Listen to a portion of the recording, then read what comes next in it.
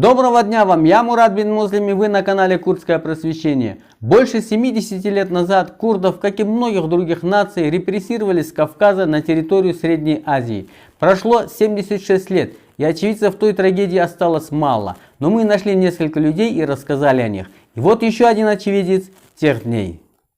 Меня зовут Роза Чердизова. Хоть я тогда и была маленькой девочкой, но все помню. Было утро. К нам приехала военная машина с солдатами. Вскоре сообщили, что нас переселяют. Сначала привезли в город Гюмри. Затем всех без разбора погрузили в вагоны для скота и отправили в Среднюю Азию. Много людей погибло по дороге. Многие заболели и умерли уже когда мы приехали. А приехали мы в Кыргызстан, в город Наукат. Там была общественная баня, и нас после долгой дороги заставили мыться, хотя стоял жуткий мороз. Вот тогда-то много людей заболело и умерло.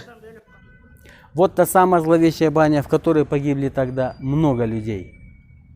Оставшихся в живых разместили в большом сарае, в котором обрабатывали табак, а уж потом по отдельным комнатам. Зима стояла лютая, топить было нечем, и мы жгли местный камыш. Одеться и обуться было не во что. Наверное, поэтому у меня и по сей день болят ноги, и я уже много лет не могу ходить. Вот так мы и пережили первую зиму. Сама я турчанка. На Кавказе мы жили все рядом. Турки, курды и другие нации. Всех нас репрессировали. Это здесь я уже вышла замуж за курда. Его семью и мою семью вместе выселяли. Мне повезло, мой муж был очень хорошим человеком. Когда жизнь уже наладилась, он везде меня возил на разные курорты. Я даже в Москве была на Красной площади. Сейчас у меня больше 30 внуков, 20 правнуков и даже одна праправнучка есть.